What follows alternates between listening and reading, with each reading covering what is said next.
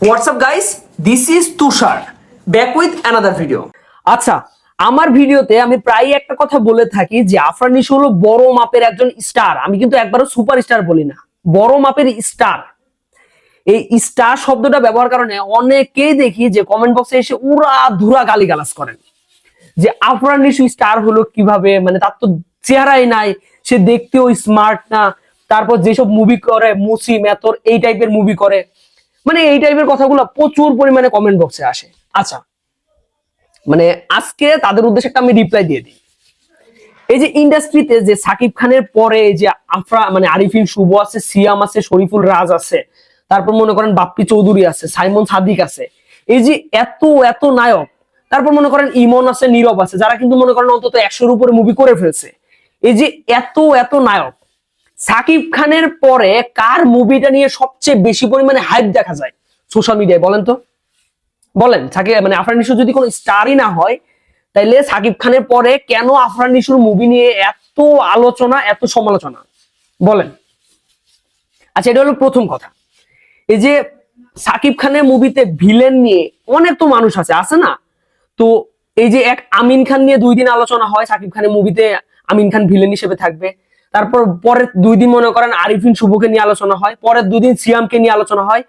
এক আফরান নিশোকে নিয়ে আপনি দেখেন একেবারে শুরু থেকে শেষ পর্যন্ত কি পরিমাণে আলোচনা হয়, কি পরিমাণে সমালোচনা হয়। কেন হয়? সে যদি একেবারে স্টারই না হইতো, সুপার স্টারই না হইতো, সে যখন কোনো মুভি করে না, সে যখন কোনো ওয়েব সিরিজ করে না, তারপরও তাকে নিয়ে কেন এরকম সোশ্যাল মিডিয়া গরম হয়ে থাকে?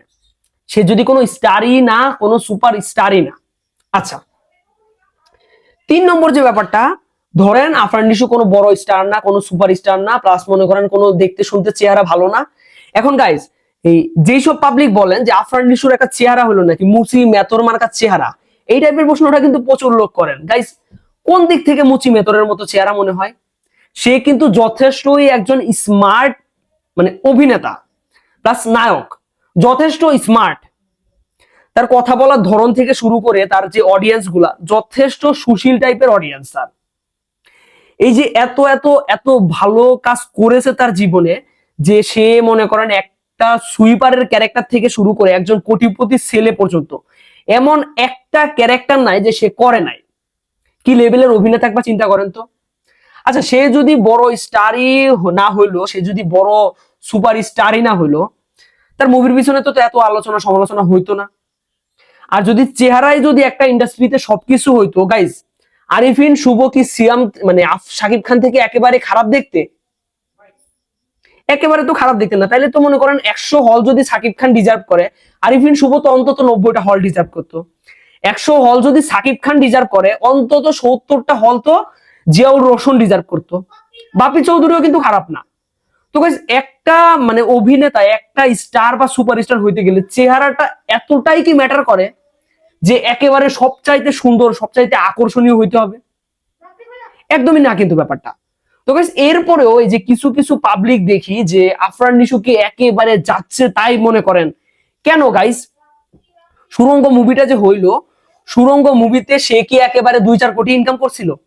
এই যে পুরো একটা বাংলাদেশের সবচেয়ে বড় ফ্যান ফলোয়ার কার ধরা হয় নরমালি? সাকিব খানের। তো বাংলাদেশের সবচেয়ে বড় যে স্টার, সুপারস্টার, মেগা স্টার, ওই মেগা স্টারের ফ্যান ফলোয়ার একেবারে বিরুদ্ধে যাওয়ার পরেও 15 কোটি প্লাস বিজনেস করছে সুরঙ্গ মুভিটা। দাগি মুভিটা তো অন্তত 10-11 কোটি তো চোখ বন্ধ করে ব্যবসা করেছে। তো সে যদি একেবারে যাচ্ছে তাই মনে করেন অভিনেতা হইতো, যাচ্ছে তাই স্টার হইতো, এত টাকা সাকিব খানের মতো একটা স্টারের ফ্যানদের বিরুদ্ধে গিয়েও কেমনে ইনকাম করে?